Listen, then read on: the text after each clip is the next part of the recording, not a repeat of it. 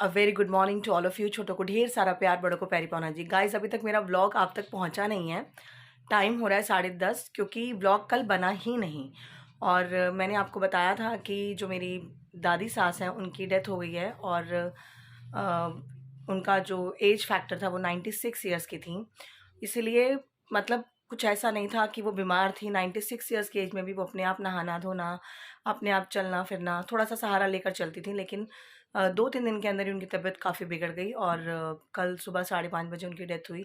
तो ऑब्वियसली यार, आप शादी फंक्शन पे, बर्थडे पार्टीज़ पे बिना पूछे भी आप व्लॉगिंग कर सकते हो, किसी को कोई ऑब्जेक्शन नहीं होता। लेकिन जहाँ पर अपने घर में किसी के साथ ऐसा हो, कोई डेथ हो, तो खुद को ही मन नहीं करता कि क्या वहाँ जाके व्लॉग थोड़ी बनाएँगे, कॉमन सी बात है। और मेरी तो दादी सास थीं, और उनकी एक इकलौती सबसे छोटी बहू, घर की सबसे लाडली जिसे आप कह सकते हैं, सारे बहुत प्यार करते हैं।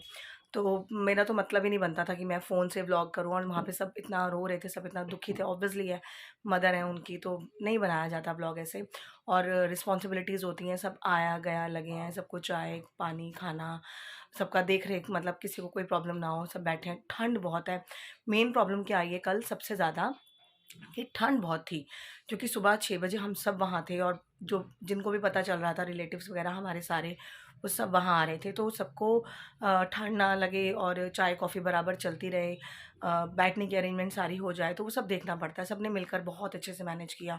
थोड़ा-सा कंट्रीब्यूशन हमने भी कर लिया अपना साथ में, जो इतना हम कर सकते हैं।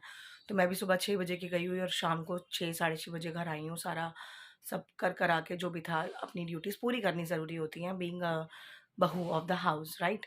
तो वहाँ से आने के बाद तो व्लॉग करने का मतलब ही नहीं बनता, और फिर इतना थकावट हो गई थी। घर आई, खाना खाया, और नहाकर मैं तो सो गई थी 8 साढ़े 8 बजे तक ही। और बेटी ने कल पूरा घर सँभाला। कल वो घर पे थी। खाना, सफाई, बर्तन, कपड़े सब उसने कर लिया आराम से, बहुत मैनेज अच्छे से मैनेज कर लिया घर का।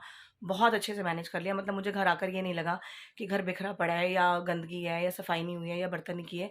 क्योंकि काम वाली आंटी, आपको पता है, छुट्टी पे चल रही है, वो भी चोट लग गई है उनको।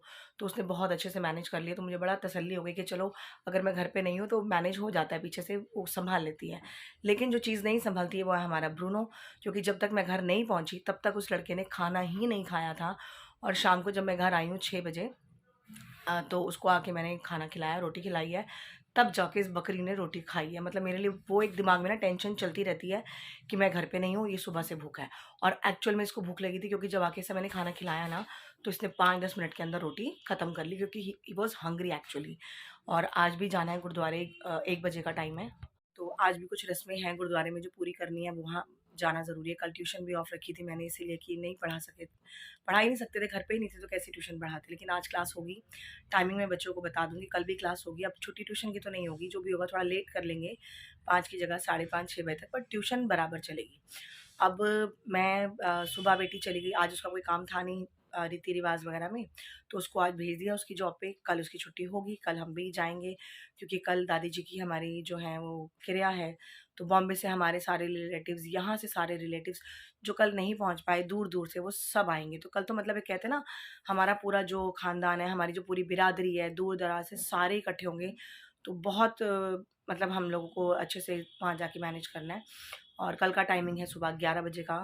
गुरुद्वारे में नगर जो पाठ-वाठ और कीर्तन होगा दादी जी के नाम का, वो शुरू होगा, और करते-कराते फिर भोग, कीर्तन, पाठ, लंगर प्रसाद, तो ऑलमोस्ट 4-5 बज जाएँगे, कोई बड़ी बात नहीं है। तो कल छुट्टी करेगी बेटी ऑब्वियसली, घर पे भी एक का होना ज़रूरी है। तो अभी आज का व्लॉग अब पता नहीं 1 मिनट का बना या 2 मिनट का, मुझे नहीं पता। जो भी मैं अभी करती जाऊँगी, दिखाती जाऊँगी, और फिर वही एडिट करके अपलोड कर दूँगी, क्योंकि मैं चाहती हूँ कि मेरी कंटिन्यूटी जो बनी हुई है आपके साथ, वो बराबर बनी रहे, उसमें कोई डिस्ट्रैक्शन ना हो।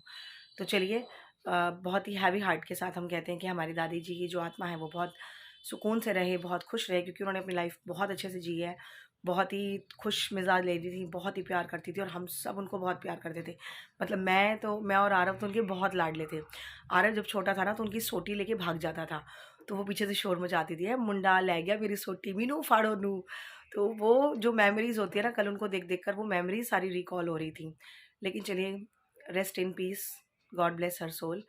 तो मैं अब लगती हूँ अपने काम में, और शुरू करते हैं हम अपना आज का रूटीन। तो गाइस, बेटी अभी बस नाश्ता करके निकली है। कल तो उसने पूरा रसोई वगैरह समेट लिया, तो मैं अभी जो ये खिलारा पड़ा है सारा, क्योंकि मुझे जाना भी है उधर, तो मैं अपना काम निपटाती हूँ, सारे बर्तन वर्तन निपटा के आटा गूँधूँ। देखो आटा ना मैंने जो गूँधा था वो छोटे डिब्बे में पड़ा था, तो अब ये बस आटा थोड़ा सा रह गया है, तो आटा वगैरह गूँध के रख लूँ। आने के बाद तो हम भी खाना खाएंगे, फिर थकावट हो ही जाती है यार, घर के बाहर रहो ना, और ठंड ने बड़ा बुरा हाल कर रखा है।